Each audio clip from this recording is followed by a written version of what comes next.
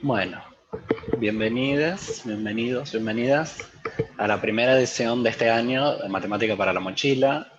Este ciclo de charlas tiene por objetivo divulgar cuestiones y aplicaciones de la matemática que escapan de los planes de estudio de las carreras en general.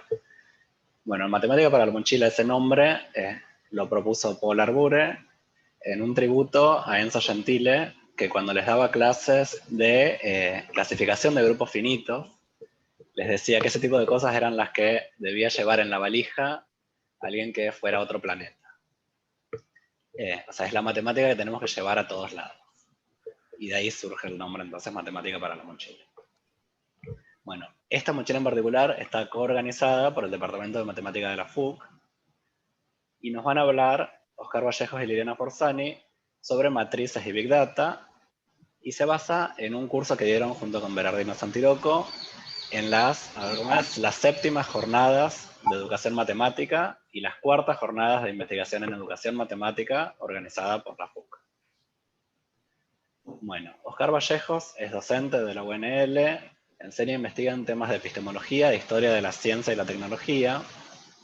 En particular enseña epistemología e historia de la matemática en el profesorado en matemática de la FUC. Y Liliana Forzani es profesora e investigadora con ICET en FIC, y su área de trabajo es la estadística. Entre muchas otras cosas, en 2008 ganó el premio Laurear UNESCO por la mujer en la ciencia, y actualmente integra el comité científico de la UMALCA, la Unión Matemática de América Latina y el Caribe. Bueno, gracias y les dejo los speakers.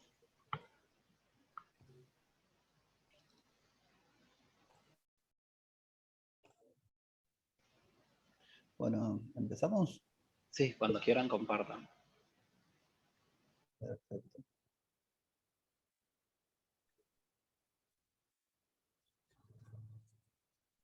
Bueno, como recién dijo Miguel, este es un curso que ahí tiene el origen de esta charla, es un curso que dimos con Berardino, además que con Liliana, y Berardino va a ser el ausente presente, entonces va a estar aquí acompañándonos, aunque no esté aquí en este momento. La idea que nosotros empezamos a manejar, o el resultado de esta experiencia, es que con Berardino nosotros trabajamos en historia de la matemática y habíamos empezado a trabajar sobre el concepto de matriz. Y cómo empezamos, porque veíamos que era un concepto que era de los conceptos básicos que se aprende en las matemáticas universitarias.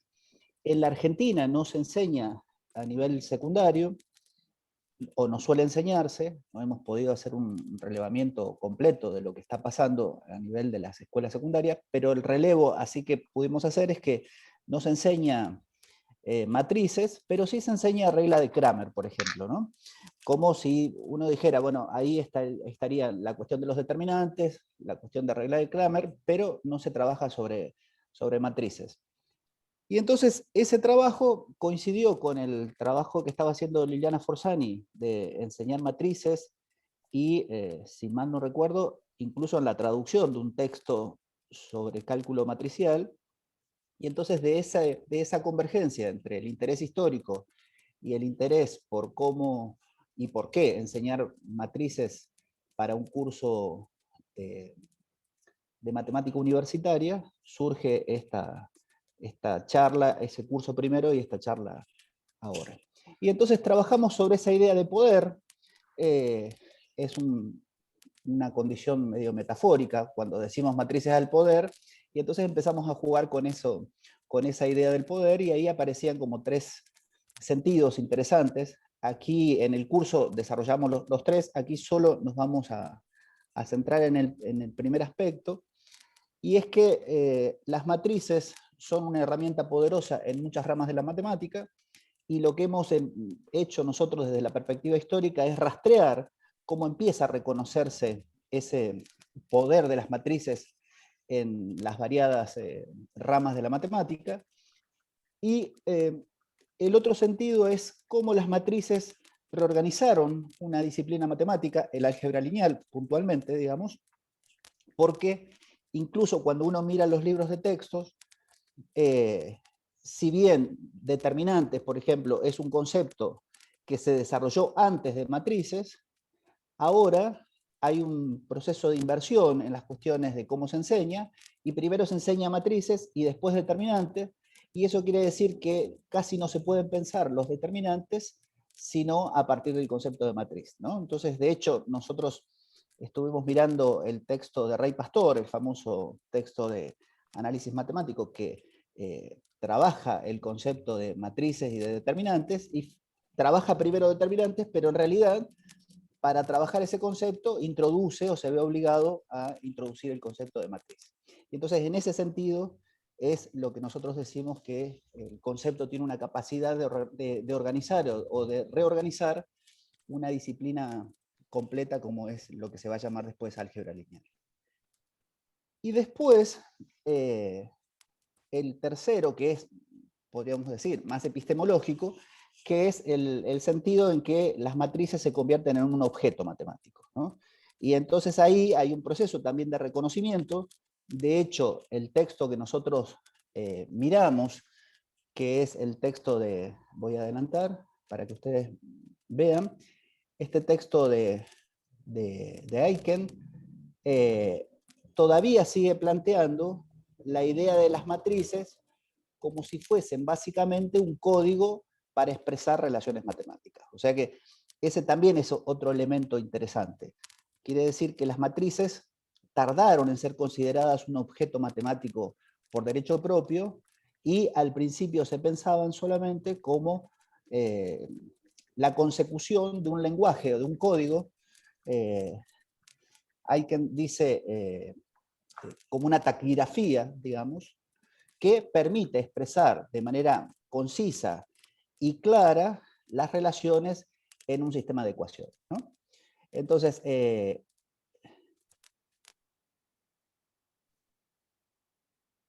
ese sentido del poder es el que vamos a dedicarnos, y vuelvo a decir, desde el punto de vista epistemológico, entonces, la idea de que las matrices son un objeto matemático por derecho propio se va a ir construyendo, sobre todo a partir de la década del 30 del siglo pasado. Entonces, trabajamos con este texto, el de Grattan-Guinness, que es una enciclopedia sobre historia y filosofía de las ciencias matemáticas, como dice allí, y el capítulo dedicado a las matrices, dicen Grattan-Guinness y Lederman, la difusión y educación de la teoría de matrices fue lenta. A principios de la década del 30 se vieron varios libros de textos nuevos, entre los cuales del de Thunberg y Aiken de 1933 fueron populares o los más populares, ¿no? Y el auge de la teoría de las matrices, que empezó a formar parte de la educación superior, comenzó a partir de la década del 50. O sea que fíjense el lapso de tiempo que pasó desde lo que uno podría decir la temprana introducción de Aiken de las matrices en sus cursos, sobre todo para estadística, y la consagración de las matrices como un tema de derecho propio que se incorporaba, por lo tanto, a la educación universitaria recién a partir de la década del 50. En el texto que Lederman escribe sobre, que es como una semblanza cuando muere Aiken, lo que dice es, Aiken se dio cuenta rápidamente de la utilidad del álgebra matricial como una herramienta poderosa en muchas ramas de las matemáticas. En una época en la que las técnicas matemáticas aún no eran ampliamente conocidas, aplicó el álgebra matricial con sorprendente éxito a ciertos problemas estadísticos. Entonces, eso nos llevó a mirar estos textos de Aiken, y ya en estos textos tempranos aparece, no lo vamos a mostrar aquí, pero aparece el proceso de inversión este que les decía. En lugar de trabajar primero determinantes y después, vieron que el texto se llama así, determinantes y matrices. Sin embargo, cuando uno mira el texto, primero aparecen los matrices y después aparecen las determinantes. Y después, entonces, lo que nosotros veíamos es, bueno, ¿qué sentido tiene estudiar o mirar los procesos de configuración histórica? En cierta medida, nosotros que enseñamos historia de la matemática, para nosotros está claro, pero para el resto de la comunidad matemática no es muy claro el sentido en que la historia de la matemática es interesante para la matemática en sí misma, ¿no? Entonces, ahí aparece la idea esa de que la historia es la maestra, digamos, de la vida, y entonces entendemos que ese sentido todavía sigue siendo interesante y maestra de la vida matemática, obviamente, estamos hablando de eso, ¿no? Pero ese es un lema general que la historia toma en el sentido de que cuando uno mira la historia, no solamente digamos, aprecia un fósil, digamos, ¿no? Aprecia algo que ya ha muerto, sino algo que a lo que uno vuelve, y cuando vuelven a ese pasado, lo que hace es revitalizar ese pasado y encontrar notas para organizar el futuro, ¿no? Entonces hay los precursores ilustres de la teoría de las matrices. Fíjense en que aparecen los grandes matemáticos, quizá los más relevantes sean Gauss y Cauchy, digamos, de esta lista que está aquí, pero insisto, probablemente en la escuela secundaria todos hayamos estudiado la regla de Cramer, ¿no? Y entonces aquí lo que nosotros vimos es, me parece que fue Berardino el que trajo este texto, después de las conversaciones uno no sabe quién aportó qué, pero aparece este algebrista que es Haydn, que mira entonces a los trabajos matemáticos de Cayley y de Silverstein para decir qué tienen para aportar todavía esos trabajos. Es decir, cuando un matemático lee esos trabajos que son de mediados del siglo XIX, para Hayam, ahí hay todavía elementos fundamentales para hacer lo que él llama el álgebra o el tipo de matemática aplicada que se necesita ahora. Y en esos trabajos, en el 2008, fíjense que es un texto del año 2008 donde se cumple un aniversario del texto que le da como a ver, como carta de ciudadanía al tema de las matrices, ¿no?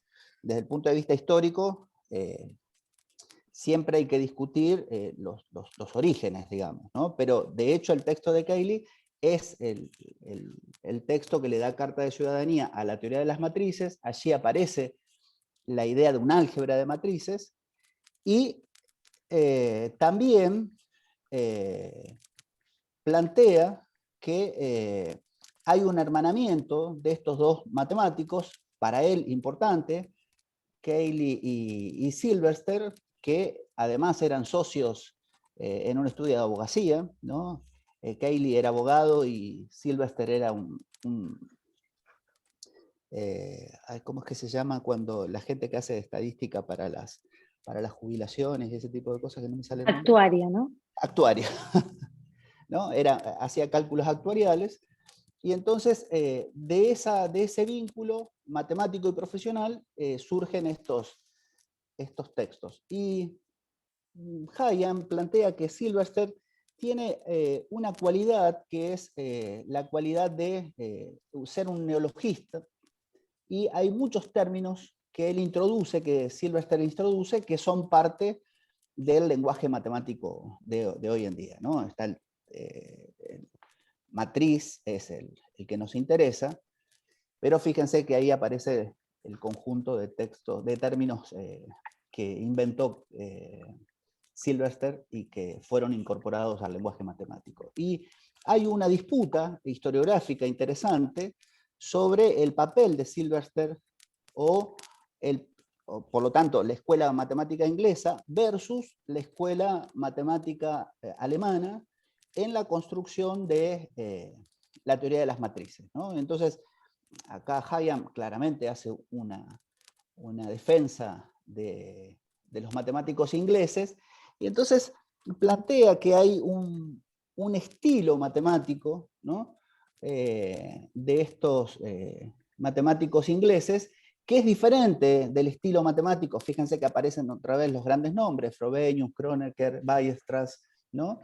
Y entonces, que el desarrollo de las matrices va a tener que ver con este estilo que le interesaba, a ver, el estilo matemático que había emergido en el mundo de las matemáticas inglesas. Vamos a empezar entonces ahora con la parte de Big Data y después vamos a ir echando algunas cuestiones de historia que resultan interesantes para entender. Vamos, Liliana. Bueno, quiero decir una cosa de algo que dijo, esto de la cuestión del curso de matrices, es un curso que estamos dando con Pedro Morín y también con la cuestión de la traducción del libro, que en realidad, en realidad un poco la cuestión es que teníamos que dar esa materia, que nosotros queríamos darla, pero no teníamos mucha idea, y entre buscar, Sebastián Pauletti nos dijo de un curso del MIT. Sí, yo no puedo compartir, ¿eh? ¿Ustedes ven ¿Control S no te da? ¿Con Control S no te da? Pero pregunto, ¿ustedes ven mi pantalla? No. Compartir pantalla, nunca tengo este problema. Transmisión, voy a detenerlo. Comenzar a transmitir, ahí está. Ahora ven, este curso no se ve, lo teníamos que preparar y de pronto Sebastián nos dijo de un curso del MIT que estaba dando Strang, y con Pedro, no sé, en un mes, todos los mediodías, mientras comíamos, nos veíamos las clases, y después le escribimos Strang porque no sabíamos algunas cosas o algo así. Él nos dijo de publicar su libro, que, ¿cómo se llama, Pedro? Que ya me olvidé el nombre. Exacto. Linear Algebra and Learning from Data. Exactamente. Bueno, por eso surgió, y bueno, siempre hablaba con Bernardino con esto de las matrices y qué sé yo. Yo voy a empezar con una pregunta que mi idea era no contestada, que se la autocontesten Mirá que no ustedes. se ve, Liliana. Ah, ¿no se ve? No. ¿Vos estás conectada desde la compu y de la tablet? Sí. Dice que no Está puedo autorizado. hacer compartir yo. Lo que pasa es que con el usuario que sos coadministrador, con ese podés compartir. No sabía que estabas conectada con otro también. ¿Cuál es tu otro usuario? Poneme, es en el... No, pero me dice que puedo compartir. Ah, bueno. Ahora me dice que estoy compartiendo. ¿Ustedes no ven la pantalla? No. No se puede. No. ¿Cuál es tu usuario? ¿Se llama Miguel Marcos o se llama Liliana Forzani? No, estoy Liliana Forzani. No, porque es como que jamás me pasó esto. Me dice detener la transmisión, comenzar la transmisión. ¿Vos dejaste de compartir? Sí, no hay Sí, nadie compartiendo ahora. Sí, yo está compartiendo pantalla, dice no se puede iniciar. Hay una sola Liliana Forzani acá, que es con la co-host de la tablet. Yo entre los participantes solo la veo una sola Liliana. Bueno, sí, yo voy a hacer también. una cosa que no me va a salir bien. ¿Cómo me ve una sola vez? ¿Una sola? No, yo estoy en los dos lados, me veo. ¿Pero estás como 2 veces como Liliana Forzani? Fíjate ahora que cambian, que múltiples pueden compartir, capaz que con eso se arregló. Sí. Me ha pasado de todo, pero esto nunca me pasó todavía. Dice que ya estoy transmitiendo, por eso voy a detener. Voy a salir, voy a volver a cosa, y si no voy a hacer una cosa rara porque tengo que escribir, ese es el problema. Comenzar transmisión. No, y dice que no se puede. Bueno, voy a tratar de compartir. No, pero nunca me pasó, porque el de la facultad, acá, y escribiré Ahí arriba, está, no sé Liliana. cómo voy a hacer.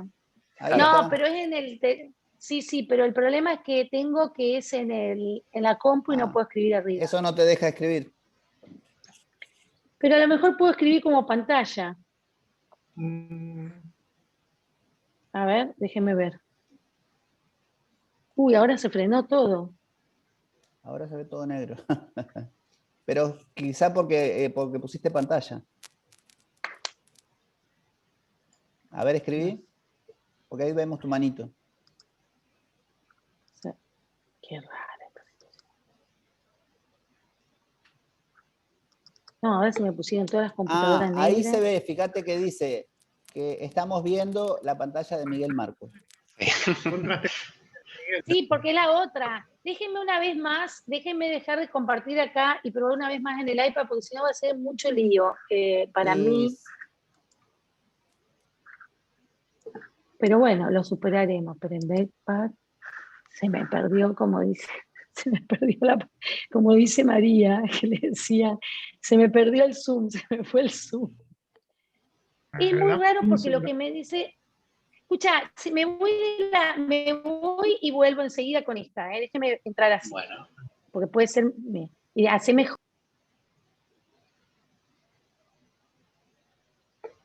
Dificultades técnicas. Miguel, por ahí podés pausar un ratito la grabación para que no sea, después el video no quede tan largo. Me tienen que recordar. Perdón por el lío. Voy a retomar la grabación. Ahí está grabando de nuevo. Bueno, entonces ya conté lo de Pedro, porque no es una cosa mía, lo estamos haciendo juntos, y la segunda, que como dijo Oscar, Bernardino va a estar, porque yo esta pregunta no la iba a contestar, sino que se la contesten ustedes al final, pero Bernardino me llamó esta mañana, que obviamente no está, pero está, y me dijo esto y me gustó lo que dijo. Dice, si tomamos una definición apresurada de Big Data, refiriéndonos a la copiosa cantidad de datos producidos por la interacción con dispositivos interconectados, podemos considerar a la web como un ejemplo crucial de Big Data. Si reconocemos, y acá viene que estamos haciendo curso de Borges, si reconocemos a Google como un instrumento exitoso, una brújula que nos permite encontrar nuestro deseo, un bibliotecario eficiente de esa biblioteca de Babel que es Google, entonces podemos ver por qué Google. Y por último, si nos convencemos que ese instrumento de Google solo es posible gracias a los resultados de la disciplina que hoy conocemos como álgebra lineal, en particular matrices, logramos establecer una trinidad que es un maravilloso ejemplo de nuestra contemporaneidad. Entonces, la pregunta es, vamos al grano, cuando nosotros googleamos matrices, uno mira en el browser que yo miré hoy, hay 70 millones de resultados, o sea, hay 70 millones de páginas que tienen la palabra matrices. Entonces, la cuestión es, ¿qué hace Google para después darnos? Y fíjense que en general, en la primera, segunda, tercera página, ya tenemos lo que queremos, ¿no? Y entonces, no es que tira un número al azar de unos 70 millones, y lo que hace es decir, no, es el orden que le da cada vez que ponemos alguna palabra como ser matrices. Pensemos antes de Google, antes de la aparición de Google, y yo lo viví, porque la aparición de Google fue en 98, ayer, para los jóvenes les va a parecer que no, pero para mí yo viví eso de la aparición de Google, y me acuerdo el día que alguien me presentó Google. Antes de eso había era una especie de índices, o sea, y es increíble, porque cualquier índice cualquier catalogación que yo pueda hacer es un orden parcial. O sea, es una cosa que no se puede ordenar algo de una manera de decir, si yo busco un tema, ¿en dónde lo estoy buscando? Entonces, de alguna manera necesitamos ordenar esas páginas, que son miles, de ahí podemos pensar Big Data. Y en el 98, Brin y Page, que estaban haciendo su trabajo final de licenciatura, uno en informática y el otro creo que en matemática, puedo equivocarme, lo que hicieron es contestarse una pregunta, es esta pregunta. Porque la cuestión es, necesitamos un orden. Cuando es un orden, uno sabe que necesita un algoritmo. Entonces lo que ellos dijeron, se contestaron a la pregunta es, ¿cómo puedo ordenar, si yo tengo un conjunto de cosas, cómo puedo ordenar en importancia? ¿Cómo puedo anexarle a cada página una importancia y de alguna manera después presentárselas en orden?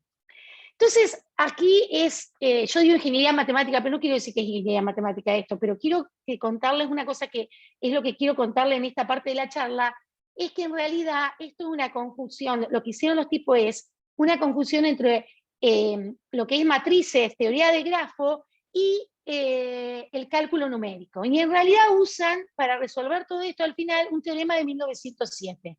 O sea, es muy lindo, me parece como una conjunción de todas estas cosas. Entonces, el algoritmo de búsqueda, o sea, lo que quiero contarle acá es el PageRank, que es el algoritmo de búsqueda de Google, pero se lo voy a ir contando en esta etapa, voy a tratar de ser corta.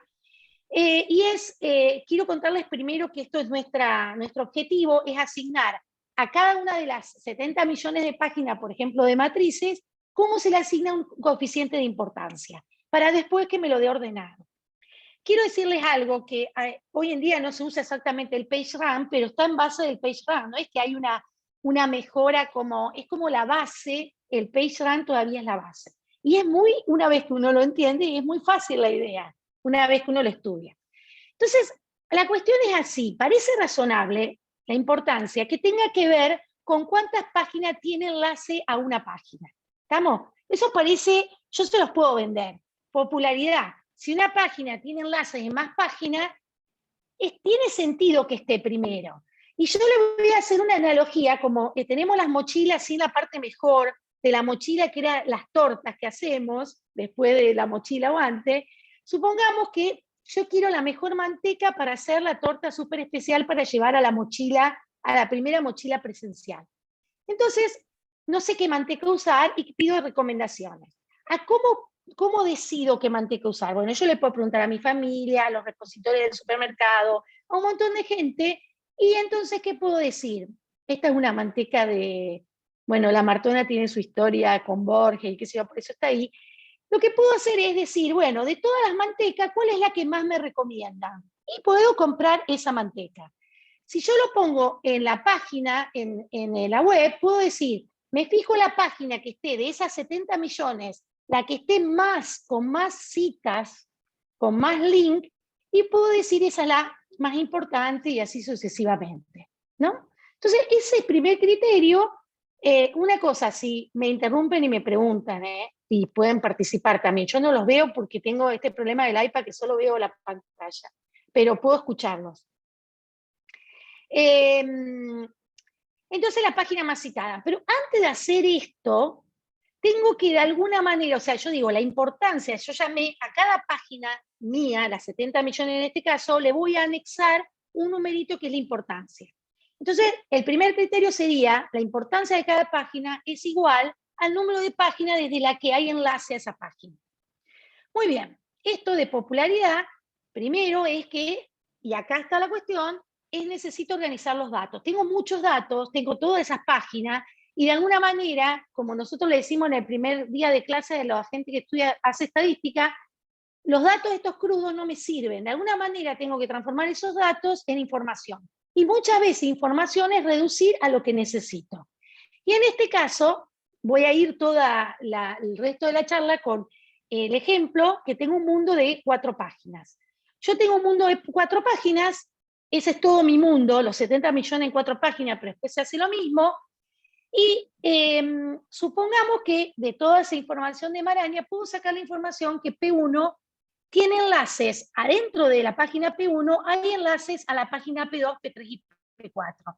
Lo voy a poner con una flechita diciendo que de P1, si yo estoy en P1, puedo agarrar y cliquear en cualquiera de esas 3 páginas. Esas páginas están citadas en P1. De la misma manera, supongamos que para este ejemplo, P2 tiene enlace a 2 páginas, los marco así, o sea, de P2 puedo ir a esas 2 páginas, si cliqueo, P3 solamente tiene a P1, y P4 tiene enlaces a las páginas P1 y P3. ¿Estamos? Fíjense cómo ya reduje mi información y acá tengo todo lo que necesito. Pero todavía esas conexiones necesito como llevarlo a números, necesito la matemática, necesito las matrices de alguna manera. ¿Cómo voy a llevar a números esa información? La información la voy a llevar de esta manera. Voy a decir la cuestión. Estoy en la página P1 y voy a marcar con una cruz hacia dónde tiene enlaces. ¿Estamos? Estoy en la página P2 y me dice que tiene enlace a P3 y P4. P3 solo enlace a P1, o sea, entro por una columna y pongo a dónde tiene enlaces. Esto, por supuesto, de nuevo, necesito como matematizarlo, y lo voy a matematizar así. Voy a poner un 1 si existe un enlace a la página PI en la página PJ. En este sentido, vamos a hacerlo fácil. Necesito la página P1, como no tiene enlace a la P1 le pongo un 0, a la P2 le pongo un 1, P2 y P3. O sea, me voy a fabricar una matriz de cuánto, del número de páginas por el número de páginas, donde voy a poner las conexiones de una manera numérica. Entonces pongo ceros y 1, la P2, que voy a poner ceros, excepto en la P4, que sería en la fila P4, y en la fila P3, que tengo conexiones. En lo otro voy a poner un 0. En la P3, que tiene una sola conexión, le voy a poner un 1 solo a la P1 y el resto 0. Y me creé la matriz de conectividad. Fíjense que esto, en el caso de la palabra matrices, sería una de 70 millones por 70 millones, ¿no? Pero una vez que lo tengo organizado acá, y a ver, pregunto, así sé que están ahí, no estoy hablando sola, popularidad significa la página que más tiene link a ella. ¿Qué tengo que mirar? Alguien me tiene que contestar porque si no, no sé si están. Las filas. ¿Qué tengo que La mirar suma. de las filas? Las filas. La suma. ¿Cuál es la que suma más? En la P3. Entonces la P3 es más popular. Trivial esto, ¿no? Era la que más flechitas tenía. Pero quiero definir así el coeficiente de importancia. El coeficiente de importancia es, AP1 tiene 2, 1, 3 y 2. En total hay 8 clics, de los cuales el 37%, 37,5 lo tiene P3, gana P3. Mi coeficiente de importancia, me gusta escribirlo que sume 1, y digo, bueno, Google me tiene que dar primero la P3, después esta sorteará, eso no importa, y después la P2. Muy bien. A ver si los atraigo. ¿Qué pasó? Tened cuidado. Bueno, entonces, ¿es realmente P3 la más importante? Y entonces me pregunto, esta es la matriz de conectividad. O sea, si una página de web de la UNL tiene un, si mi página de web tiene un link a la de UNL y la página de Wikipedia tiene un link de la UNL, fíjense que los dos links pesan de la misma manera, ¿no es cierto? Y eso pareciera que no es tan importante. Pensemos en la manteca, que tengo que hacer la torta, y digo, bueno, ¿pesa lo mismo la recomendación de cualquiera de mi familia, amigos, repositores de supermercado? O supongamos que yo consiga la recomendación de Narda López o Donato Di Santi. ¿Qué les parece a ustedes? En el que yo les dije, pesaba lo mismo, lo que me digan. Es más, Narda y Donato tienen un voto por la manteca y los otros tienen un voto. O sea que todo pesa por igual, ¿no es cierto? Entonces es como que hay algo que no funciona con esto. Y es que en realidad necesitamos ajustar nuestro modelo de tal manera que asignemos alta importancia a las páginas que están muy citadas, pero también a las páginas que están citadas desde sitios importantes. Entonces, de alguna manera, el segundo criterio, que espero haberlos convencido del otro, todavía no es el de ellos, es que la importancia CJ de cada PJ sea proporcional, escúchenme, a la suma de las importancias de las páginas que tienen un enlace a la PJ. Veamos un poco qué sería esto. Lo interesante de esto es que acá tenemos que meternos ya en matemáticas avanzadas, porque esto que parece una soncera, que es decir, bueno, está bien, no lo mirés por una suma directa, mirá un poco quién te está dando la recomendación, mirá si es Narda o Donato, cambia la característica del problema. ¿Y cómo lo cambia? Fíjense un poco. Yo estoy diciendo, cada una de estas páginas tiene su importancia. Entonces yo digo, la importancia de C1 tiene que ser proporcional, no importa esto, a la importancia de las páginas que le dan link a P1. ¿Quién le da link a P1? Fíjense que le da P4, desde P4 llega algo, ¿y de dónde más? Y desde P3.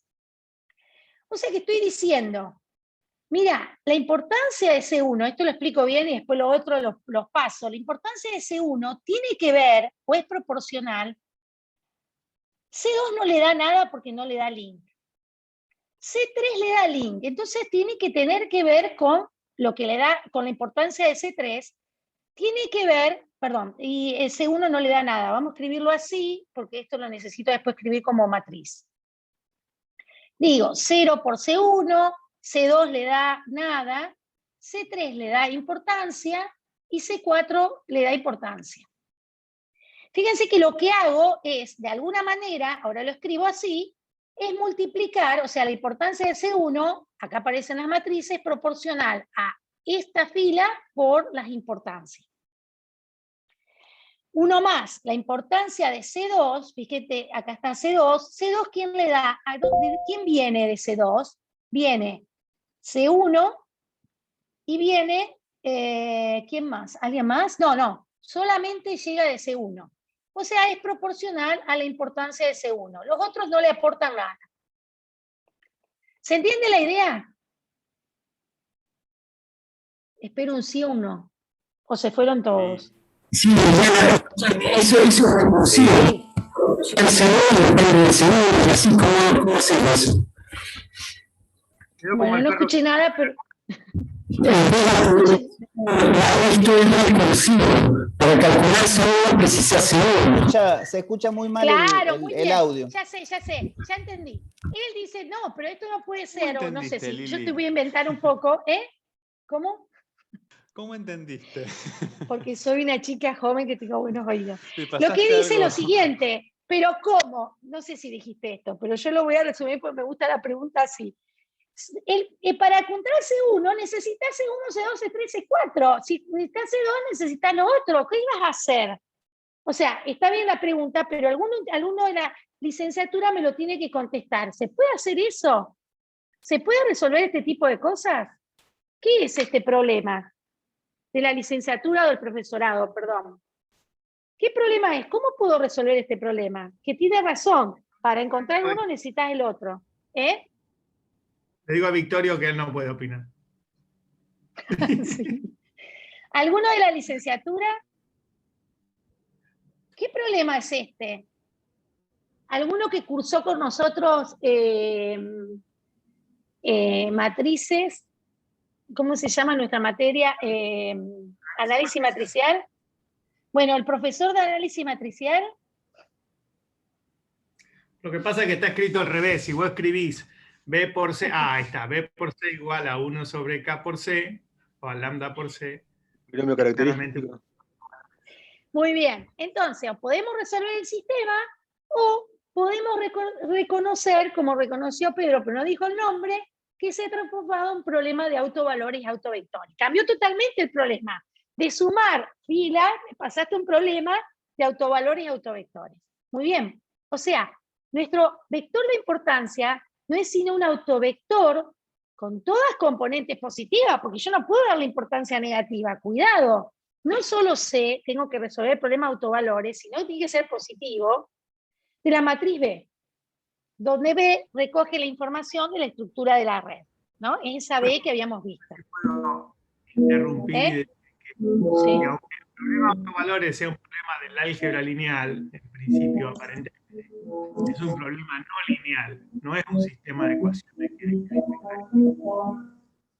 Sí, tiene razón. Les mentí eso, sí, tiene razón, no es un problema, pero bueno, es un problema que ahora se estudia ahí, pero tiene razón él que la resolución no es un problema de... Si lambda es 1, sí, pero bueno, ya vamos a hablar de esto. Pero sí, tiene razón Pedro, sí. Entonces, quiero hacer una de las creaciones para una matriz B, ahora vamos a una 70 millones por 70 millones, ¿no? El mismo problema. Tenemos que probar que existe un C con componente positiva que verifica que B por C es lambda por C, porque si no tenemos el problema que dice Victorio. Tengo que probar que es único. ¿Por qué es necesario que sea único? Ya me van a decir, porque son matemáticos, pero hay un problema, otro problema que no es matemático. ¿Por qué necesitamos que ese C de todas componentes positivas sea único? ¿Por qué?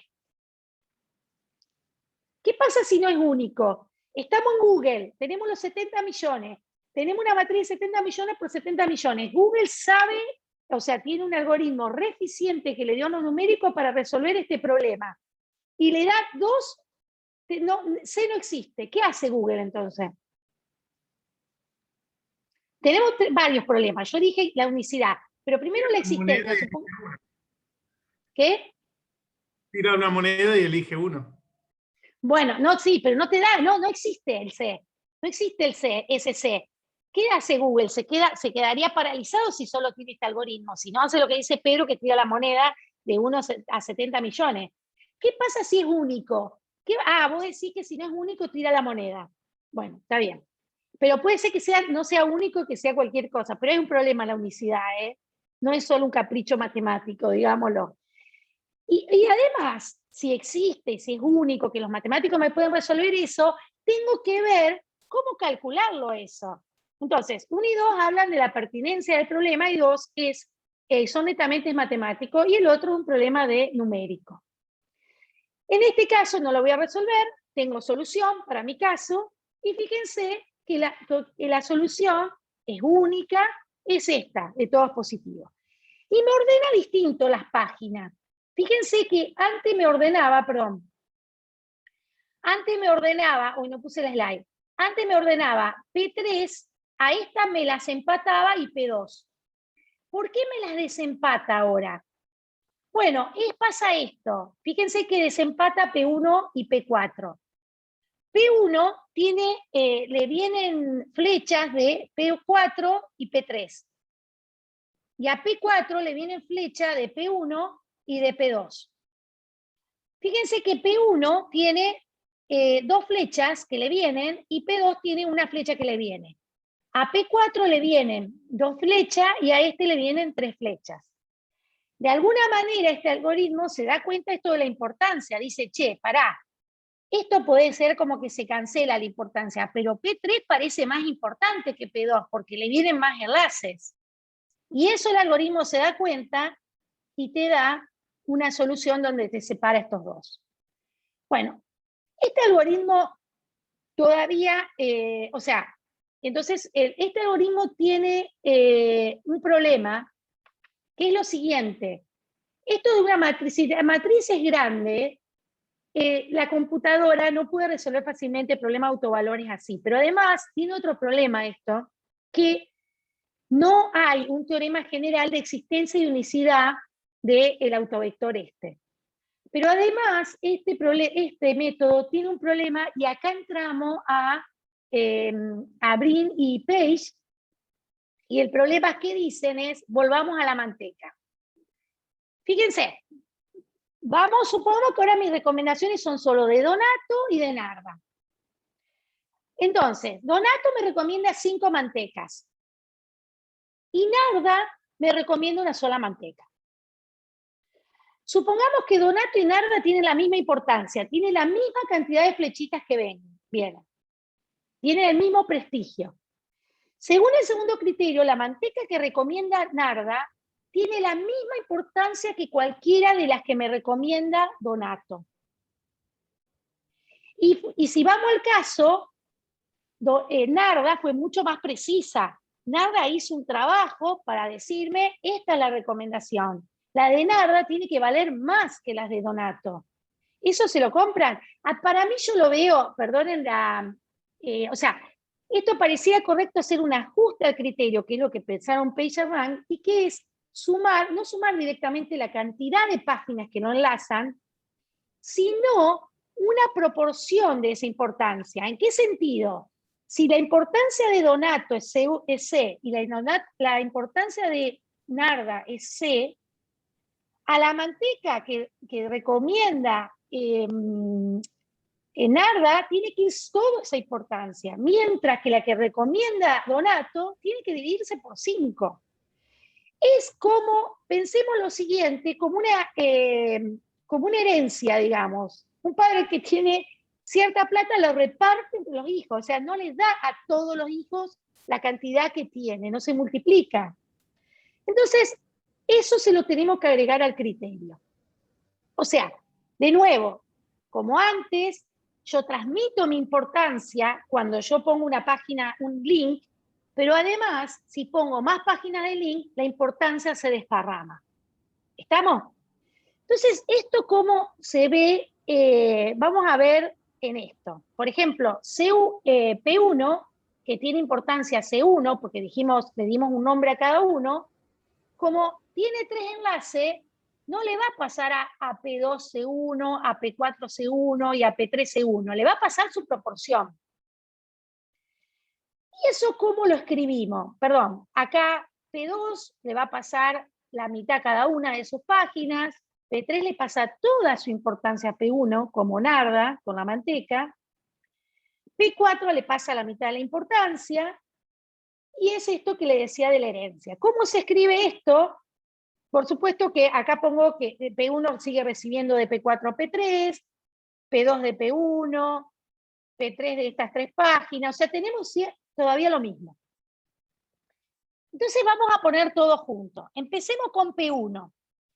Ahora P1, yo miro así, P1 recibe importancia, la importancia de C1, ¿quién va a ser? Va a venir como antes, fíjense que antes era C3 más C4. C3 como tiene un solo link, todavía le va a pasar toda su importancia. Pero P4 tenía 2 links, entonces le pasa la mitad solamente. Y fíjense cómo la ecuación me quedó diferente. Esto ahora se escribe un poco diferente, ¿no? Ahora C1, tengo el mismo problema que antes, le voy a sacar la proporcionalidad, y voy a decir que tiene que ser la importancia de C1 es la importancia de C2 más C3 más un medio de la importancia de C4. Cuando busco la página P2, solo recibe importancia de P1, pero solo un tercio ahora. Entonces lo escribo de esta manera. Fíjense que ahora escribo cada uno, cuando entendieron la idea, esto pueden ir, es P3 recibe importancia de 3, un tercio de la de P1, un medio de la de P2 y un medio de la P4, porque tenían más, ¿cómo se llama? Links. Y entonces ahora veo un problema parecido, pero solo ahora, como esto me decía qué páginas hacían link, tengo que dividir ese uno que tenía por la cantidad de link. En este lo tengo que dividir por la cantidad de link. Acá el P3 se le da uno solo, y el P4 se lo da mitad y mitad. Ahora este sistema, para decirle a Pedro que es de álgebra lineal, contrarrestarle, es realmente un sistema de álgebra lineal. Ya sé que es de autovalores, pero ¿qué autovalor le estoy diciendo a este? Exactamente uno, ¿no? Pero se puede resolver con álgebra lineal este. O sea, o encontrar... ¿Cómo? Ahora sí, digo. Una vez que sabes el autovalor, el problema es de álgebra lineal. Sí. Encontrar el autovector de A, pero ahora tenés un problemón, ¿no? Bueno, esto es un sistema de ecuaciones, no lo voy a resolver, y me da esto. Fíjense un poco que ahora P1 pasó adelante de todos. ¿Se acuerdan que antes, fíjense que era P3, P1, P4, P2? Y ahora P1 pasó al frente. ¿Por qué? Porque una de las ecuaciones es C1 es C3 más la mitad de C4. Entonces ya les va a pasar a P3 P1, lo va a pasar sí o sí. ¿Por qué? Porque C1 es C3 más algo. O sea, P1 le pasó toda su importancia. Por lo tanto, C1 pasa arriba en el ranking. ¿Está? Este es un ejemplo tonto, uno entiende. Me imagino cuando tiene más matrices empieza a tener esos problemas que uno tiene cuando quiere interpretar cosas múltiples. Pero digo, se entiende claramente en este ejemplo cómo pasó. Ahora, ¿cómo hago cuando tengo más páginas? Bueno, esta es la A, quiero decirle una cosa. Vimos cómo construir esta A. ¿Y qué pasa cuando yo tengo una interpretación probabilística? Esto es importante. Fíjense, ¿cuál es la interpretación probabilística? Yo estoy en la página P1 y mi vida es que solo hago clic en los links que hay en P1. Entonces, hay 3 links. Si yo hago al azar, tengo un tercio de probabilidad de entrar a cualquiera de estos links. Si toda mi vida es P4, y yo sigo los links, soy muy así meticulosa, tengo probabilidad 1/2 de ir a la P1, probabilidad 1/2 de ir a la P3. Y la suma de las columnas es 1. ¿Estamos? Bien. Esto es muy importante, todos los elementos son no negativos, la columna suma 1, estas matrices se llaman de Markov. En general, todas las páginas que tenemos que ordenar, la matriz gigante seguirá teniendo estas dos propiedades. O sea, tenemos una matriz de 70 millones por 70 millones con esa propiedad. ¿Cómo se construye? Bueno, ponemos primero los links, que sabemos cómo es, busco la primera página, le pongo 0 y 1 donde vaya, después divido por la cantidad de link que tiene y divido cada columna por eso. ¿Está claro? Todos entendemos cómo se hace, ¿no? ¿Está claro? ¿Sigo? Sí, está claro. Bueno. Bien. Entonces, tenemos dos problemas. Tenemos una matriz de Markov y debemos encontrar un autovector de componente positiva con autovalor 1 de la matriz A y que sea único. Aunque Pedro me dice que puede tirar la moneda ahí porque son menos, en realidad, bueno, no quiero tirar la moneda, quiero hacer un procedimiento que tenga solución siempre. Entonces, el otro también tiene solución, pero digo, una solución así definida. ¿Cómo lo encuentro esto? Entonces, primero existe, y si existe es único. Y la tercera, que no es menor, pero sí los alumnos que yo tengo en general le dicen, ya está, tiene solución, es único, que eso lo hagan otros, encontrarla, tiene su gran problema. En el caso que vimos, y lo encontramos el autovector porque era un caso de 4×4. Pero igual es laborioso. ¿Qué hacemos cuando tenemos miles de páginas? Ni que la computadora se banca a resolver eso. Entonces, para resolver este problema, y acá me gusta esto porque entra la matemática de 1907, recurrimos a un teorema de Perron. Este es el señor Perron, y el teorema de Perron, que yo no sé si lo vemos alguna vez, yo creo que lo vi ya de vieja, que dice lo siguiente: el teorema de Perron dice, si tengo una matriz cuadrada con entradas positivas, todas positivas, ojo, existe un autovalor simple. Simple significa que es único en el sentido que cualquiera es múltiplo de ese. En el sentido, yo no dije eso, pero si yo te digo que la importancia es algo, si yo la multiplico por 10, me da el mismo ranking, ¿no? Es único en ese sentido. Además dice que el autovalor ese simple es el mayor de todo, y bueno, cualquier autovector positivo de A es un múltiplo de C. O sea que me resuelve el problema, pero ¿qué le pasa? ¿Por qué se resuelve el problema? Tengo un teorema. Si tengo un teorema para aplicarlo, ¿qué necesito? ¿Cuándo puedo usar estas hipótesis? ¿Se cumplen todas las hipótesis? A ver, ¿cuáles eran las hipótesis?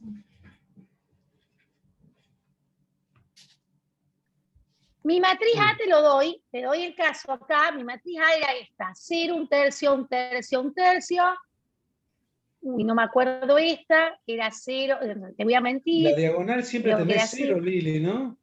Porque nunca, ¿y entonces? Como las páginas no se autorreferencian. ¿Y entonces se cumplen las hipótesis? No. Positivas, no eran no negativas, perdón. Ahí. Pero es casi, chicos, ¿no? ¡Ay! Sumale epsilon a todo. Yo le claro.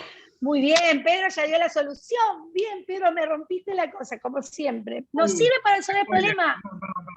Mi spoiler, no. Estamos en la dirección que buscamos, pero se necesita entradas positivas. Lo que pasa que algún versado, pero parece que no sabe, pues, pero ¿por qué no usas el de Frobenius? Que Frobenius en el 12 se dio cuenta, vos podés tomar matrices que tengan 0. Pero Frobenius decía, sí, vos podés tomar matrices que sean 0, que tengan algún 0, pero el grafo, y aparece de nuevo el grafo ese, que generes conexo. ¿Qué significa conexo? Esto es un grafo conexo. ¿Por qué? Porque irme de este punto a este punto hay una línea que puedo ir. Este grafo no es conexo, porque para ir de acá a acá no hay ninguna línea. ¿Estamos de acuerdo? ¿La web es conexa? No, aparentemente no. Hay zonas que no se conectan con zonas. Entonces no lo puedo aplicar.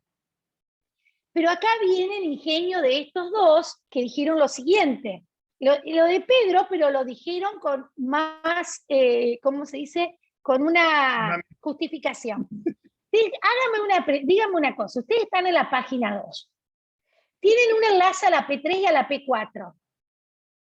¿Seguro que no se van a ir a otra cosa e ir a la P1?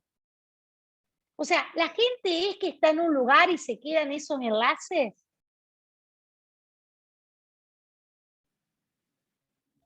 ¿Ya no salta otra cosa? Para ver internet. Exactamente. Entonces, no siempre seguimos un link. Entonces ellos dicen, bueno, el 85% de las veces las personas siguen un link. Y el 15% no, equitativamente. ¿Cómo lo pongo en una matriz que la persona salta? Es decir, lo pensaron de esta manera. Dice, vamos a pensar,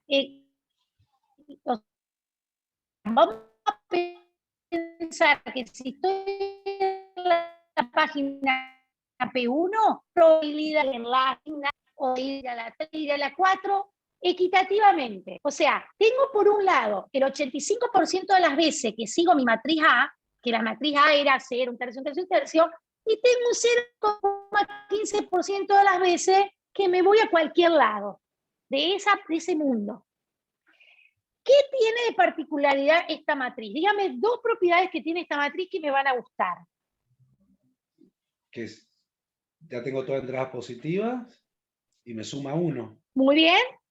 Y sigue sumando 1 porque yo no. Ellos fueron lo suficientemente inteligentes de poner 0,85, 0,15. Suma todo 1, eso lo tiene que creer, porque además, si no, se hace infinito esta charla. Entonces, ¿ahora qué puedo hacer? ¿Qué puedo hacer? Ya tengo la hipótesis de Perron. Ahora miren, esto me gusta también decirlo, yo no sé si es cierto, pero fíjense cómo una necesidad matemática, porque la necesidad es matemática, la que dijo Pedro, sumale epsilon, pero le da en realidad una realidad al problema es más realístico que el otro problema en realidad. Porque es cierto que la gente, aunque Pedro me acusa a mí de ser así, casi todos tenemos ese comportamiento, creo yo, ¿no? Entonces, ahora me verifica la hipótesis y Perron me dice, chau, ya tenés tu autovalor mayor, ojo, todavía no me dice 1, que te da todas componentes positivas, es único, y ese va a ser el de importancia. Lo de lambda igual a 1 lo quiero contar, no lo voy a contar, es que si vos tenés una matriz de Markov, o sea, dice que este es el único, pero quiere decir una cosa, que el autovalor mayor sea 1, y eso lo da porque cualquier matriz de Markov es una cuentita linda para hacer, que la podemos, en el próximo vez que demos el curso, una matriz no negativa que suma 1 tiene un autovalor mayor el 1. Entonces tenemos todo. Muy bien, ¿nos podemos ir a la casa? Ya está, tenemos resuelto el problema. Para muchas veces nosotros decimos, existe y único, ya está, nos vamos. Porque el coeficiente de importancia existe, pero ¿qué pasa? Google lo usamos y necesitamos la respuesta, ¿no? Necesitamos saber cuál es. Y acá viene, entonces, el problema es esto, ya tenemos que es único, y hay que calcularlo. La prueba de Perron no es constructiva, no nos ayuda, pero el teorema de Perron nos ayuda a calcularlo. Es una cosa linda esto, que voy a robarle 5 minutos más y voy a contar esto, nada más, es como el teorema de Perron es de existencia y unicidad, la prueba no es nada constructiva, pero sí nos ayuda a ver que tiene a calcularlo. Miren por qué. Y esto me parece, quiero decirle una digresión acá, que esto me gusta mucho, y yo se lo mandé el año pasado a la gente de cálculo, le voy a contar, es un minuto, es que había el libro de Whittaker y Robinson, parece que era el libro de cálculo numérico. Y era como que llevaba los problemas a un problema, o sea, los numéricos, voy a hacer una reducción que no refleja lo que es, pero algunos problemas, los numéricos es muy complicado y los termina llevando a un problema de un sistema de ecuaciones. ¿Estamos? Entonces, estos tipos lo que hacían era ir al apéndice, o sea, vos ahora ya tenés el sistema de ecuaciones, anda al apéndice y te enseño cómo hacerlo usando Cramer. que además, pobre Kramer, porque me parece tan linda la regla de Kramer, y no sirve para nada, pero a mí me parece muy linda, y parece que Wilkinson una vez tenía que resolver un sistema de 2 ecuaciones por 2 incógnitas, va a este manual, no sé si es cierto, pero bueno, va a este manual, y se da cuenta que en un sistema de 12 por 12 eso no anda. O sea, no anda. O sea, ya no funciona, no podés hacerlo. Es imposible. Miren cómo un problema tan, imagínense, 70 millones por 70 millones. Cellini trabaja en historia de la matemática y es muy lindo ese libro donde habla de todo esto de las matrices. Entonces, ¿cómo lo resuelven los numéricos? Es vía el método de las potencias, y el método de las potencias más o menos dice lo siguiente, yo quiero encontrar, yo lo que voy a hacer es empezar con un vector, voy a ponerlo así, voy a empezar con un vector cualquiera, yo quiero resolver esto, acuérdense. Pero en realidad con lambda, y con lambda el mayor autovalor. Esto sirve para mayor autovalor, y después me contó Pedro cuando le pregunté que en realidad después hay métodos para el segundo mayor, etc. Como siempre las cosas después se hacen mejores, ¿no? Se generalizan. Yo quiero resolver este problema, entonces empiezo con cualquier... Miren qué lindo cómo se hace. Ese problema, como les dijo Pedro, es no lineal. Y es ya de 3×3, pregúntenle a los que hacen análisis matricial, no lo quieren hacer. Entonces, fíjense que yo tengo un B0 cualquiera. Voy a empezar con un vector cualquiera. Y les voy a probar en una filmina por qué esto anda. Yo tengo un vector cualquiera, y un vector cualquiera, esto es un poco más sofisticado en matemáticas, se puede escribir como combinación lineal de los autovectores, que no los conozco, de M. O sea, cualquier de estos BI son una base en Rn, bajo ciertas circunstancias, pero bueno, en este caso es, y verifican esto, que son autovalores. Entonces la idea es esta. A ese B0 que lo escribí, como esta combinación, lo pongo acá. Escribo esa combinación. Yo no conozco H1, H2, Hn, nada. Y ahora, por la linealidad de las matrices, que viene todo el operatorio que dijo Oscar, se meten adentro. Gracias a que son autovalores, se ponen los lambda 1, acá me comí un B2. Y voy a multiplicar de nuevo. M cuadrado de B0 es M de M, uso lo primero, le vuelvo a poner adentro las M, me queda ahora, por ser autovalor los lambda 1, bueno, están entendiendo que el MK me da esto. O sea, me da este acá. Veamos en este caso, ya les voy a contar enseguida esto, o sea, MK me da una combinación con estos nuevos coeficientes. Vamos a hacerlo en el caso nuestro. Miren qué interesante. ¿Se acuerdan que el vector de importancia era este? Empiezo con todas proporcionales y le doy a la maquinaria. A B0. A cuadrado, a cubo, a cuarta. Cuando hago a la 20, ya me da el vector S. Ya funciona en este ejemplo, ¿no? Y la cuestión de que funciona,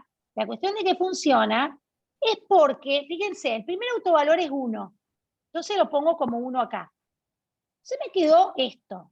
Ahora, el 1 era el mayor de todos, yo les dije, porque es una matriz de Markov. O sea que estos son menores que 1. Si son menores que 1, ¿qué pasa cuando el K tiende a infinito? Cuando el K tiende a infinito, estos van desapareciendo. Acá se usa Perron porque se necesita ver qué es el mayor, que es simple, porque si no esto no es cierto, porque si no me queda lambda 1 acá. Y entonces lo que me hace este método, que cuando K es más grande, se aproxima al B1, que es el primer autovector, no es cualquiera, el primero. O sea, esto se va desapareciendo, y el primer autovector es el que quiero, porque es el que les convencí que era el de importancia. Una sola cosa más, que acá termino, que es la pregunta, chan chan, y ahora Oscar puede contar algo de Babini, es que según Strand, multiplicar matrices grandes es algo nefasto. O sea, y yo tengo que hacer M a la K de B. Y acuérdense que yo les digo, multiplicar M por M es una cosa que no hay que hacer nunca, porque multiplicar matrices grandes es desastrósico. Entonces, ¿cómo yo les vengo a decir que es más fácil hacer esto, de hacer M a la K de B, si Strand, por otro lado, que es casi nuestro Dios, nos dice que no multipliquemos matrices. ¿Quién me puede contestar? Y así termino esta parte.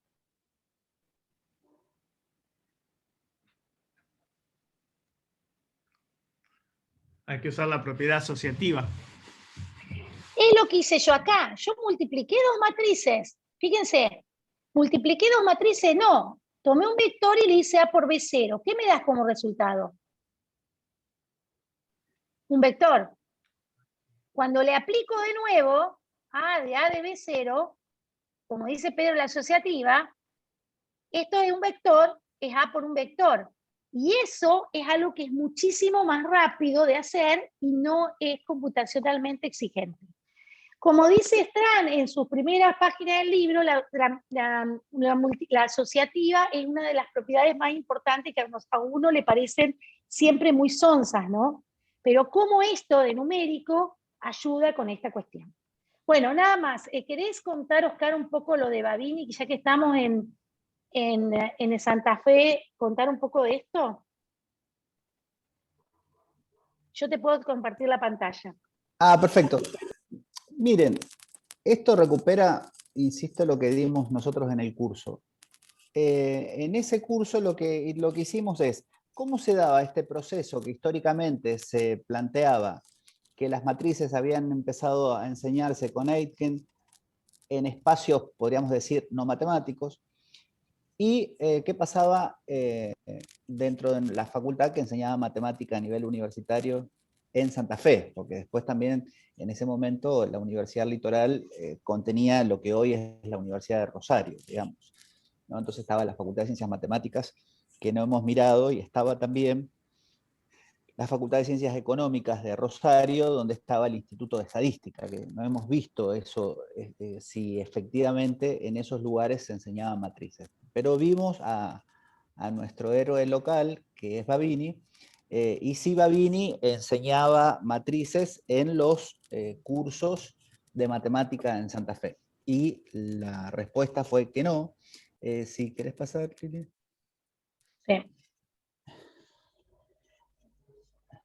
Pero enseñaba ¿Más? otra vez regla de sí. Cramer. Entonces fíjense que ahí aparece anterior, me parece que está. Acá es determinante y por acá la regla de Cramer y matrices después, ¿no? No, matrices no enseñaba. No enseñaba también. No, enseñaban perdón. entonces determinantes, la regla de Cramer, y matrices no aparecía por ninguna parte. ¿Pero qué era el determinante de qué si no tenés una matriz? Bueno, Pedro, es que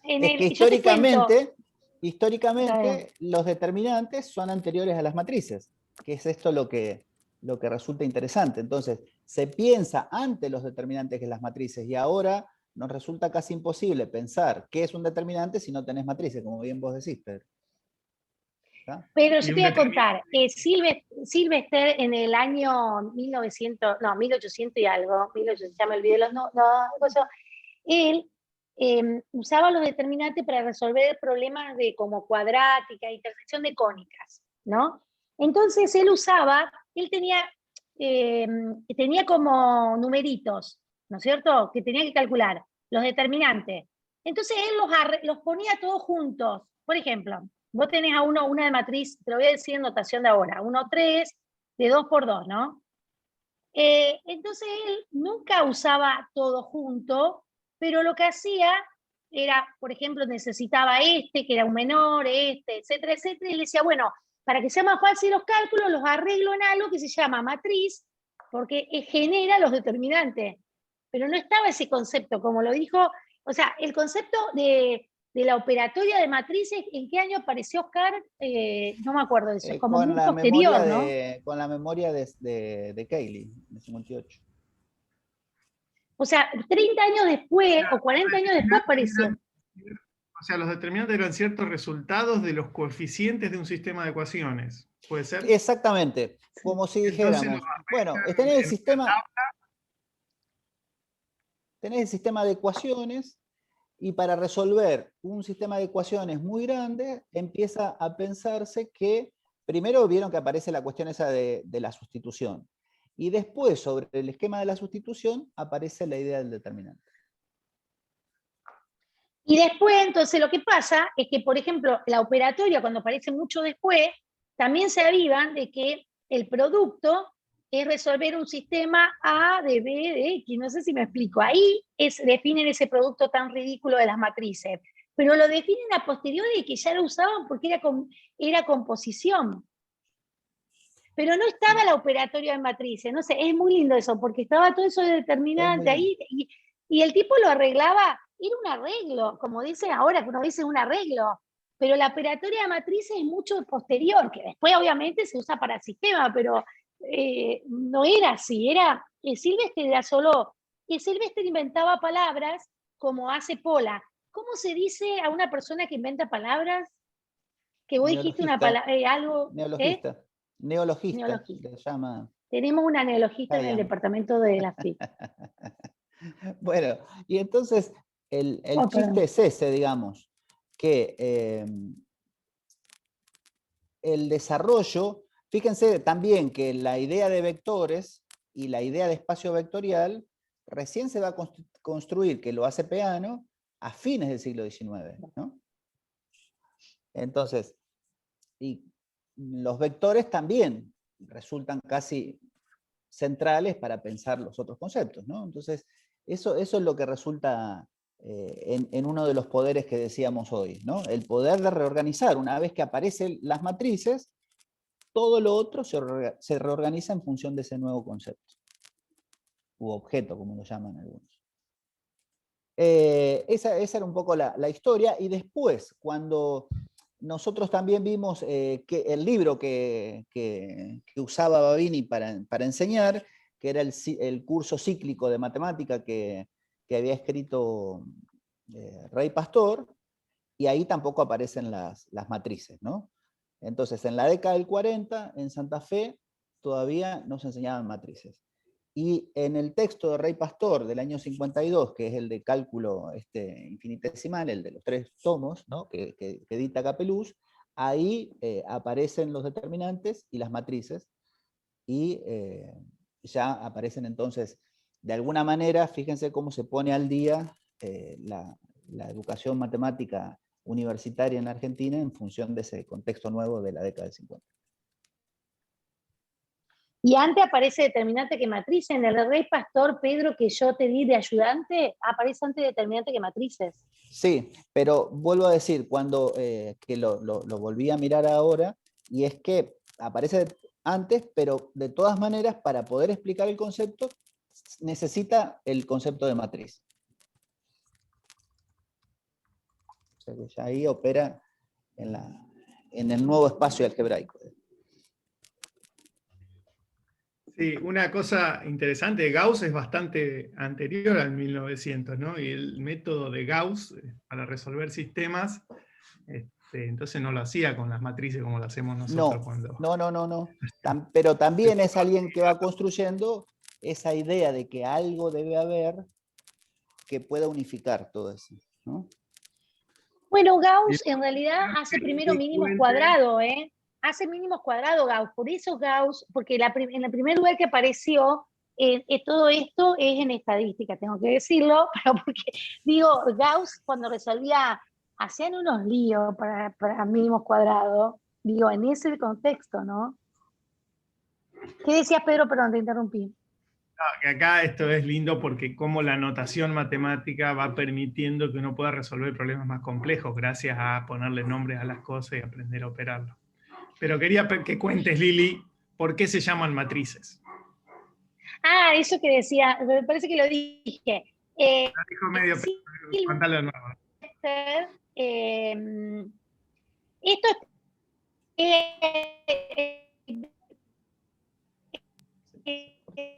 se corta mucho para mí. Nuevo, para todos, parece. Es una cuestión de Espérate, que Liliana, que se corta mucho. Anda mal internet. A ver, de nuevo. Muy rápido, no sé. Muy rápido para la conexión. Sí, habla de nuevo, a ver. No, lo que digo es que Berardino en el curso puso un útero de una mujer, porque en realidad así lo pensó Sylvester, y lo cuenta Sylvester, de que le puso ese nombre matriz porque genera los determinantes. A mí me suena tan raro eso de que las determinantes son antes que las matrices, es como muy raro, pero por otro lado uno se da cuenta que a veces se pone con algo, hace un montón de lío y después se da cuenta que todo se puede como con una notación mucho mejor, ¿no? O sea, es como, por otro lado lo entiende, pero suena raro ahora como históricamente uno lo ha visto, cómo lo estudió y que cómo hacían determinantes sin matrices, ¿no? Sí, por eso el debate historiográfico es Cayley Sylvester versus Frobenius, digamos, ¿no? En realidad, Frobenius sí entiende que eso no es solo una notación, sino que es un objeto, ¿no? Entonces dota a la teoría de las matrices de la rigurosidad, digamos, del mundo, de la escuela alemana, digamos. Entonces, para algunos entonces corresponde que Frobenius sea considerado el padre de las matrices, digamos. Así como ahora algunos no entendemos cómo pueden hacer cálculos sin epsilon delta, ¿no es cierto? Pero antes hacía lo mismo. Exactamente. Y ahí entonces vieron que cada vez que se quiere revisar eso hay que volver a un punto anterior, ¿no? Que es lo que hace Robinson, ¿no? Robinson trata de volver al punto anterior antes de que se consolide la idea de epsilon delta. Hay una pregunta en el chat del 85% y el 15% que mencionaba Liliana. No sé. Igual puedes poner cualquier número porque es un epsilon, como dice Pedro, y ya te soluciona todo el problema. Pero no sé. Creo que lo leí y creo que fue no de entrada. 85 y 15 que con 90 y... No da lo mismo, seguro. Yo tengo una Tampoco pregunta tiene que dar. con eso. Dale. ¿Me dejas preguntarme? Se pregunta, no sé si te vas a contestar, pero no importa. No. Veo que en este vector de las importancias, en los CJ, en ningún momento aparece la cantidad de visitas, así como un peso de la popularidad. Si uno considerara eso, quizás elimina los ceros de la diagonal, porque uno ya empieza a tener en la diagonal algún peso, ¿no? Algún épsilon. Porque la misma. Pero ¿cómo evitas página... eso? Hay lugar. Sí, pero hay páginas que no las visita nadie. No sé. Creo que los algoritmos ahora son más sofisticados. Es como que se me termina la ciencia con esto, pero no sé más que esto. Pero nunca tienen en cuenta la cantidad de visitas para recomendar. Lo que dicen, los informáticos lo que dicen es que esa trama de la cantidad de visitas es el problema mayor con el que se enfrentan, porque no todas las páginas cuentan y por lo tanto es un dato muy incierto. Entonces tratan de no utilizarlo. Y yo pensé que, claro, está bien. Claro, porque además quizás puede ser algo robot. alterable también por bots o por lo que sea, qué sé yo. Bueno, lo tienen que retocar el algoritmo todo el tiempo, porque la gente sabe cómo funciona y entonces lo hace para que salga primero la página y todo eso. Esto es como una base. No debe tener nada que ver el algoritmo. Puede ser que Bárbara reciba, o no, Narda o Donato reciban también una gratificación por parte de las fabricantes de manteca para que las recomienden, ¿no es cierto? No. Cada uno encuentra cómo joder al sistema, digamos, cómo vencer al sistema. Exactamente. Bueno, y ahora falta la torta. El problema de los contadores, digamos, es un problema para los informáticos, ¿no? Serio. Que es por eso que YouTube resolvió, vieron que YouTube distribuye los dineros por el contador, digamos. YouTube lo tiene incorporado y ahí entonces eso no hay manera y lo maneja la empresa, digamos. Sí, pero ahí te pagan plata.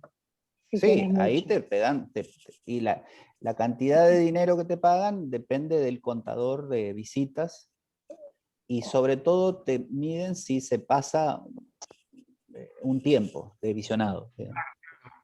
Si lo viste al video o si solo viste 5 segundos y ya, no. Exactamente. Como hace la mayoría uno de cosas. En mis videos del curso. También te cobra. Ahora vamos a ponerla. Ah, no los tenemos en YouTube. Tenemos que poner en YouTube los videos, Pedro, a ver si hacemos cosas. Tenemos que poner esto también. Están todos en YouTube nuestros videos, Lili, los del curso de análisis de matricidad. Bien, bien. Visítenlos, así me empieza a pagar. Se ve que los subiste sin autorización de Liliana. Yo los miro. Yo te miro todos tus videos. Muchas veces. Ponen un comentario y dice, mirá mis videos, ¿viste? Como para empezar a sumar. Ah, bueno, y suscríbanse a mi canal. Suscríbanse al canal de probabilidad estadística de la FIC y la introducción al aprendizaje estadístico de la FIC. ¿Y qué más? Vamos a seguir con sus... Empiecen a suscribir. Lo que tienen que hacer es unificar todo eso en un reino. Claro, algo de la FIC, entonces por lo menos que la plata vaya a la parte. Bueno. Y a la FIC, eso dice Elina. Bueno, está bien, Elina. Entonces, ahora dejanos poner todos nuestros cursos en la página de la FIC, así suman más. Eso está bueno, ¿no? Es una buena idea. Pero se tiene que hacer responsable la FIC de lo que decimos después. No. No hace falta. Bueno, chicos. ¿Alguna pregunta? Nosotros los obligamos a suscribirse a principio de semestre. Como tenemos como 200 alumnos por semestre, ya tenemos como 1000 suscriptores. Hay que saber hacer la campaña. Claro. Bueno, si tienen más preguntas, primero saquen sus micrófonos, prendan sus micrófonos y aplaudimos, que todavía no lo hicimos. Ah, sí, por favor.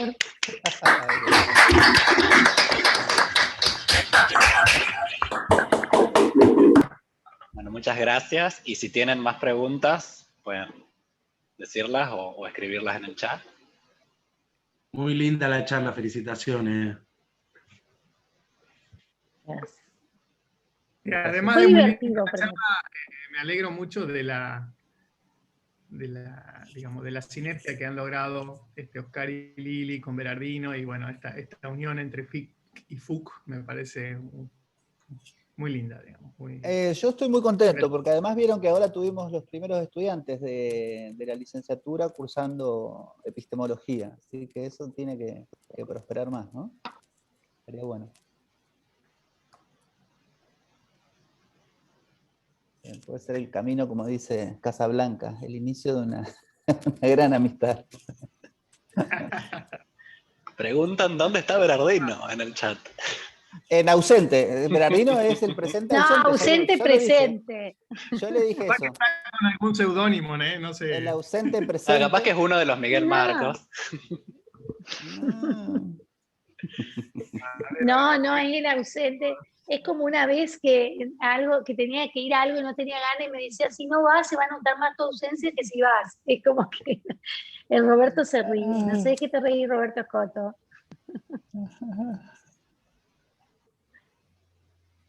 Ha conseguido estar sin estar, ¿vieron? Es así.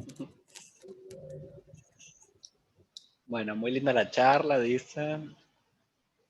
Excelente la charla y la difusión. Bueno. ¿Con cuánto entusiasmo la transmitís, Lili, te dicen? El mismo entusiasmo que cuando les digo que hagan trabajo, que las pongo a trabajar.